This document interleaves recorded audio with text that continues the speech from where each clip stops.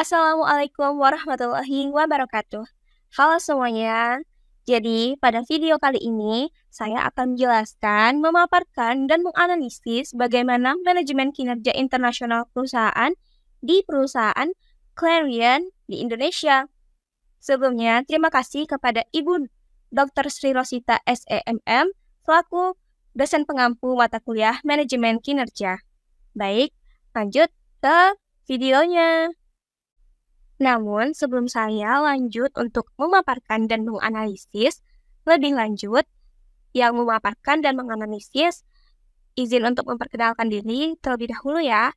Nama saya Naila Nurdala Rifa dengan NIM C1B023109, berasal dari kelas R002, Prodi Manajemen. Oke, seperti pada video sebelum-sebelumnya, saya akan mulai menjelaskan konsepnya terlebih dahulu, yakni konsep manajemen kinerja internasional. Jadi, manajemen kinerja internasional ialah proses sistematis untuk memastikan bahwa karyawan di berbagai negara, baik lokal maupun ekspatriat, itu dapat bekerja secara efektif dan efisien sesuai dengan tujuan perusahaan. Dalam konteks di Indonesia, perusahaan multinasional itu harus mengintegrasikan sistem global mereka dengan aturan dan budaya lokal di Indonesia. Terdapat 3 komponen utama dalam manajemen kinerja. Yang pertama adalah perencanaan kinerja, yakni tahap awal di mana perusahaan menetapkan tujuan kerja yang jelas, baik di tingkat global maupun lokal. Dan alat bantu yang populer di tahap ini adalah namanya OKR, atau Objectives and Key Results, yang dimana itu memecah tujuan besar menjadi hasil nyata yang bisa diukur. Komponen kedua yakni penilaian kinerja. Jadi setelah tujuan ditetapkan di awal, lalu kinerja harus diukur secara terstruktur. Metode yang umum digunakan itu ada 3. Yang pertama, KPI atau Key Performance Indicators, yakni indikator utama kinerja. Kedua, penilaian 360 derajat, atau umpan balik dari atasan, rekan kerja, dan bawahan. Dan selanjutnya itu balance scorecard, di mana itu adalah nilai dari berbagai aspek, misalnya keuangan, terus pelanggan, proses internal, dan pembelajaran. Komponen utama yang terakhir yakni umpan balik, yang merupakan proses komunikasi dua arah, di mana atasan memberi masukan dan karyawan bisa memberi respon. Umpan balik ini sebaiknya dilakukan secara berkala dan sifatnya membangun, seperti bisa mengembangkan skill serta pengetahuan karyawan. Lalu, mengenai kerangka hukum di Indonesia yang berkaitan dengan manajemen kinerja internasional, yang pertama adalah Undang-Undang Nomor 13 Tahun 2003 tentang tenaga kerjaan yang mengatur tentang kontrak kerja, jam kerja, lembur, cuti, PHK, dan hak-hak pekerja lainnya. Kedua, yakni Peraturan Pemerintah tentang Pengupahan, yakni menetapkan upah minimum regional, yakni UMR, dan UMK. Dan perusahaan harus menyesuaikan skema gaji dan tunjangan mereka dengan regulasi ini, yakni upah minimum. Lalu ada SKKNI atau Standar Kompetensi Kerja Nasional Indonesia, yang digunakan untuk menilai apakah karyawan memiliki keterampilan sesuai standar nasional dan juga dinilai relevan dalam pelatihan dan sertifikasi tenaga kerja. Jadi perusahaan asing yang mendirikan usahanya di Indonesia itu wajib mengikuti. Kemudian, terdapat beberapa tantangan di hukum kinerja perusahaan multinasional. Yang pertama adalah kepatuhan hukum, karena terkadang ada perbedaan antara kebijakan perusahaan pusat dan hukum Indonesia. Kedua, potensi adanya konflik. Jika penilaian kerja berbasis budaya asing, misalnya gaya komunikasi langsung, itu diterapkan tanpa adaptasi di Indonesia, bisa saja timbul salah paham yang berujung nanti timbul adanya konflik. Lalu yang ketiga itu pentingnya ahli hukum lokal. Supaya tidak ada salah langkah, perusahaan ini perlu berkonsultasi dengan ahli hukum ketenaga kerjaan di Indonesia. Di awal penjelasan tadi, saya ada sedikit menyenggol istilah ekspatriat. Sebenarnya siapa sih ekspatriat itu? Jadi ekspatriat adalah karyawan asing yang bekerja di cabang luar negeri, termasuk Indonesia. Dan apa saja tantangan dari adanya ekspatriat ini? Yang pertama, itu adalah adaptasi budaya lokal. di mana ekspatriat bisa saja kesulitan untuk menyesuaikan diri dengan norma sosial di Indonesia, misalnya gaya komunikasi. Kedua, itu penilaian yang adil meski memiliki latar belakang yang berbeda, karena harus mempertimbangkan konteks budaya dan tidak semua ekspatriat itu nyaman dengan budaya lokal. Lalu, seperti apa strategi manajemen kinerja ekspatriat ini? Yang pertama, bisa dengan menetapkan tujuan SMART, yakni spesifik, terukur, dapat dicapai, relevan, dan waktu yang terbatas. Kedua, berikan umpan balik secara teratur dan personal. Ketiga, membantu mereka untuk beradaptasi dengan budaya lokal, misalnya mengadakan pelatihan bahasa atau bimbingan lokal. Jadi, untuk contoh dari manajemen kinerja internasional, saya mengambil contoh dari perusahaan Clarion. Jadi, Clarion ini merupakan perusahaan internasional yang bergerak di bidang kimia, berasal dari Swiss yang ada di Indonesia sejak tahun 1955, yang bergerak di bidang specialty chemicals, yaitu bahan kimia yang digunakan dalam berbagai produk spesifik seperti cat, sabun, kosmetik, pelumas, dan lain sebagainya. Dan perusahaan Clarion ini memiliki lebih dari 1.150 karyawan. Fokus utama bisnis Clarion ini yang pertama yakni care chemicals, yakni bahan kimia untuk perawatan pribadi dan rumah tangga. Kedua, adsorbents dan additives, yakni bahan tambahan seperti aditif plastik dan penyerap atau adsorbent. Yang ketiga itu catalyst, yakni katalis untuk mempercepat reaksi kimia dalam proses industri, seperti yang digunakan dalam pengolahan minyak dan gas. Selanjutnya, kita akan melihat bagaimana kepatuhan perusahaan Clarion terhadap regulasi hukum di Indonesia. Yang pertama, pendirian legal Clarion di Indonesia. Clarion beroperasi secara sah di Indonesia sebagai perseroan terbatas penanaman modal asing, yakni PT PMA, sesuai Undang-Undang Nomor 25 Tahun 2007 tentang penanaman modal. Hal ini menandakan bahwa Clarion telah melalui proses legal yang diperlukan bagi investor asing, termasuk pendirian entitas hukum lokal atau PT. Juga menandakan bahwa mereka mengurus izin usaha secara resmi melalui OSS atau Online Single Submission yang dikelola oleh Kementerian Investasi, dan juga menandakan bahwa Clarion menunjukkan komitmen jangka panjang di Indonesia melalui pembukaan fasilitas produksi di Tangerang, Gresik, dan Cilengsi yang menandakan bukan hanya kehadiran administratif, tetapi juga investasi fisik dan operasional yang nyata. Kedua, kepatuhan terhadap Undang-Undang Ketenagakerjaan.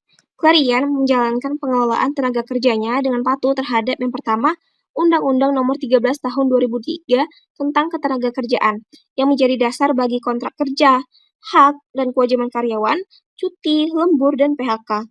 Kemudian, Peraturan Pemerintah Nomor 35 Tahun 2021 yang merupakan turunan Undang-Undang Cipta Kerja dan lebih detail mengatur soal jenis kontrak, alih daya, waktu kerja, dan kompensasi PHK. Lalu yang ketiga itu Peraturan Pemerintah Nomor 36 Tahun 2021 tentang pengupahan, yang mewajibkan setiap perusahaan menyusun struktur dan skala upah yang adil berdasarkan jabatan dan masa kerja, serta regulasi daerah. Lalu masih berbicara tentang bagaimana kepatuhan Clarion terhadap regulasi hukum di Indonesia, yang ketiga itu penyerapan tenaga kerja lokal. Clarion menunjukkan kontribusi nyata dalam pemberdayaan tenaga kerja Indonesia, antara lain dengan yang pertama, mempekerjakan kurang lebih dari 1.150 karyawan lokal yang tersebar di berbagai lokasi operasional mereka di Indonesia. Kedua, menyediakan pelatihan dan pengembangan kompetensi berdasarkan SKKNI atau Standar Kompetensi Kerja Nasional Indonesia, yang berarti pelatihan Clarion itu sesuai dengan standar industri nasional dan diakui oleh Kementerian Ketenagakerjaan.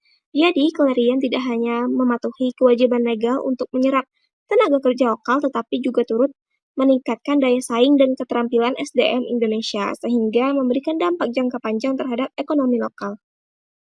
Keempat, penggunaan ekspatriat yang gagal. Clarion juga mempekerjakan tenaga kerja asing atau ekspatriat tadi untuk posisi strategis namun tetap dalam koridor hukum. Mengacu pada Perpres Nomor 20 Tahun 2018 tentang penggunaan tenaga kerja asing yang mengharuskan perusahaan menyusun RPTKA atau Rencana Penggunaan Tenaga Kerja Asing dan memperoleh IMTA atau izin mempekerjakan tenaga kerja asing dari Kementerian Ketenagakerjaan dan melatih tenaga kerja asing mereka agar beradaptasi dengan budaya lokal. Jadi, Clarion menunjukkan bahwa penggunaan tenaga asing bukan untuk mendominasi tenaga kerja lokal, melainkan pelengkap fungsi strategis dan transfer teknologi sambil tetap melaksanakan dan menghargai budaya dan hukum lokal. 5. Yakni kepatuhan kepabeanan dan impor. Sebagai perusahaan industri kimia, Clarion perlu mengimpor bahan baku khusus yang tidak tersedia di Indonesia. Dalam proses tersebut, mereka taat pada aturan dari Direktorat Jenderal Bea Cukai dan Kementerian Perdagangan, termasuk regulasi yang mengatur dokumen dan prosedur impor. Dan juga mereka mengikuti aturan larangan dan pembatasan barang impor, terutama untuk bahan kimia yang dikategorikan sebagai barang pengawasan khusus. Jadi memang mereka pilih-pilih lagi supaya tetap menaati hukum yang ada di Indonesia. Keenam, yakni etika bisnis dan kepatuhan lingkungan. Clarion mengadopsi kode etik global, namun mereka tetap menyesuaikannya dengan konteks hukum lokal di Indonesia. Beberapa aspek utama etika bisnis dan lingkungan mereka ini meliputi yang pertama, penerapan prinsip anti korupsi, keadilan kerja, dan transparansi dalam semua lingkup bisnis. Kedua, kepatuhan terhadap Undang-Undang Nomor 32 Tahun 2009 tentang perlindungan dan pengelolaan lingkungan hidup, terutama dalam penanganan limbah industri, emisi, dan dampak ekologisnya. Ketiga, penegakan standar keselamatan dan kesehatan kerja atau K3 sesuai ketentuan nasional demi melindungi pekerja dan lingkungan. Jadi, Clarion memiliki kebijakan lingkungan yang ketat seperti pengolahan limbah bahan kimia dan pemantauan emisi secara berkala serta melakukan audit internal berkala untuk memastikan bahwa kegiatan operasionalnya tidak mencemari lingkungan sekitar. Jadi, selanjutnya saya akan memberikan analisis argumentatif saya berdasarkan pemaparan sebelumnya. Yang pertama, mengenai Clarion yang masuk ke Indonesia itu dengan cara yang benar, bukan asal masuk saja. Clarion sebagai perusahaan asing itu tidak asal membuka usaha mereka di Indonesia. Mereka memilih jalur yang benar dan legal, yakni mendirikan PT Penanaman Modal Asing atau PT PMA sesuai Undang-Undang Nomor 25 Tahun 2007 tentang penanaman modal. Seluruh proses izin mereka dilakukan melalui OSS dan BKPM dan juga mereka membangun fasilitas produksi di berbagai wilayah seperti Tangerang, Gresik, dan Cilengsi. Menurut saya, langkah ini menunjukkan kalau Clarion menghargai sistem hukum Indonesia dan tidak hanya datang untuk mengejar keuntungan semata. Mereka membuktikan bahwa ingin menjadi bagian dari ekosistem usaha nasional secara sah dan jangka panjang. Kedua, kepatuhan Clarion tidak hanya formal tetapi juga sampai ke ruang kerja. Menurut saya, kepatuhan perusahaan bisa dilihat bukan hanya dari legalitasnya, tetapi juga bagaimana mereka memperlakukan pekerjanya. Dalam hal ini, Clarion mengikuti Undang-Undang Nomor 13 Tahun 2003, PP Nomor 35 Tahun 2021, dan PP Nomor 36 Tahun 2021 tentang pengupahan. Mereka menjalankan aturan terkait jam kerja, cuti, lembur, PHK, hingga struktur upah yang sesuai dengan standar lokal. Hal ini menunjukkan kalau Clarion tidak memaksakan standar internasional secara mentah, tetapi benar-benar menyesuaikan kebijakan manajemen kinerja mereka dengan budaya dan regulasi Indonesia. Menurut saya, ini salah satu bentuk nyata dan penghargaan serta penghormatan terhadap negara tempat mereka beroperasi. Lalu analisis selanjutnya yakni Clarion berinvestasi pada SDM lokal, bukan sekadar menyerapnya. Menurut saya, yang paling patut diapresiasi adalah komitmen mereka dalam memberikan pelatihan dan pengembangan SDM yang merujuk pada Standar Kompetensi Kerja Nasional Indonesia atau SKKNI. Menurut saya, ini adalah bentuk kepatuhan yang tidak hanya memenuhi kewajiban hukum, tetapi juga menunjukkan niat baik untuk berkontribusi terhadap peningkatan kualitas tenaga kerja lokal. Jadi, Clarion benar-benar menganggap mereka sebagai aset yang penting. Kemudian, selanjutnya, sikap Clarion terhadap regulasi itu menunjukkan etika dan ketangguhan. Perusahaan asing seringkali menghadapi tantangan ketika berhadapan dengan birokrasi atau aturan teknis di Indonesia. Tapi Clarion justru menjadikan hal ini sebagai dorongan untuk memperbaiki sistem internal mereka, termasuk dalam hal kepabeanan, dokumen impor, dan pelatihan SDM agar lebih siap mengikuti regulasi nasional.